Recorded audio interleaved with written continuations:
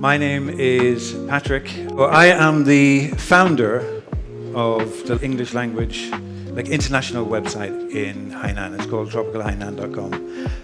I started it many, many years ago because there was really not very much in English on Hainan on the internet when we started.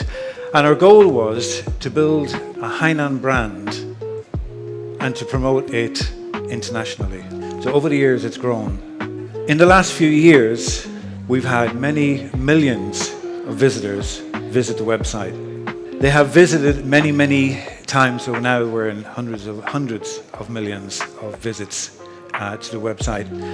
Our customers or readers or whatever you call them, they come from all over the world. 63% are from Asia, about 27% are from North America, 14% are from Europe, and 3% are from Africa. Now, Tropical Hainan has often been described as the Google of Hainan. We cover culture, business, tourism, travel news, health and welfare, just about everything that you can think of when it comes to Hainan, even science and technology news. Working for Tropical Hainan, I've been very, very fortunate. I often think sometimes I have the best job in Hainan. It takes me all around the island. I've been around the island many, many, many times. The first time, I traveled around the island by motorbike. And we went to visit many out-of-the-way towns and villages. This lady here, we met in Changjiang. She was one of the last remaining experts in Li pottery, and she was teaching the next generation of Li potters. We've also been to Miao villages where we learned about their customs, their culture, and also their costumes. In Boao, we learned to do traditional fishing with some of the local fishermen. We also had midnight feasts with Li minority house builders. They showed us what their techniques were for building the traditional houses. They used no metal, only materials from the rainforest. I was also fortunate enough to photograph the Hainan Regatta, the boat race. We submitted a travel documentary to the very, very first Hainan International Film Festival. And I got to photograph some of the world's most famous actors. I also was very lucky in the promotion of the Hainan Expo to interview some ambassadors and world leaders. And along the way, we picked up an award or two. We're now planning the next trip around the island. We're going to photograph the tourism spots along the coastal tourism highway. When the Free Trade Port was announced on June 1st, 2020, everybody knew that the next few years were going to be a challenge.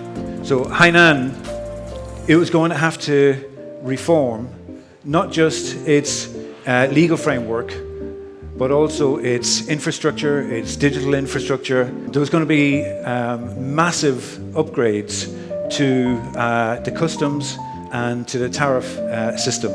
Hainan was going to put in policies that would tackle liberalization, it would tackle infrastructure, and it would tackle attracting international talents. Hainan was going to have to attract top talents, not just from China, but also internationally. And to do this, it was going to have to benchmark. It was going to have to benchmark best practices from already existing free trade hubs.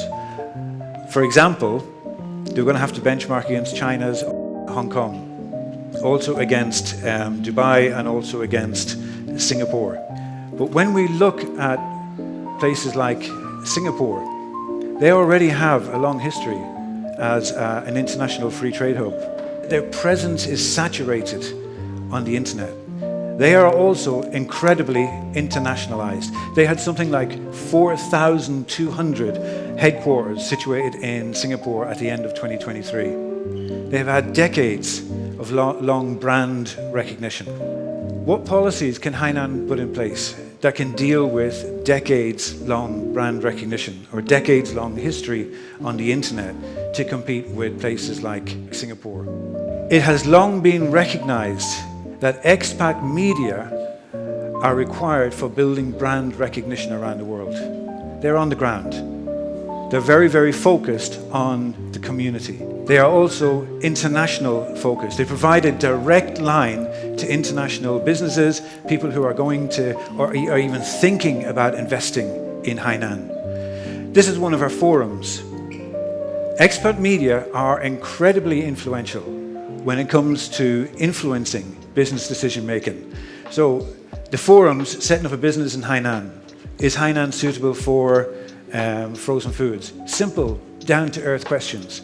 They have been viewed thousands and tens of thousands of times internationally by international businesses and people who are thinking about making Hainan their next home. So whether you're thinking or you want to ask a business question, what we're trying to do is to build a brand, to put all of the information in one central location that people can visit the platform and they can find out everything that they need to know. They can ask business questions. They can find their next dream apartment in Hainan, or perhaps they're looking for a job. Or maybe they are just simply looking for the next exciting place to go out and eat.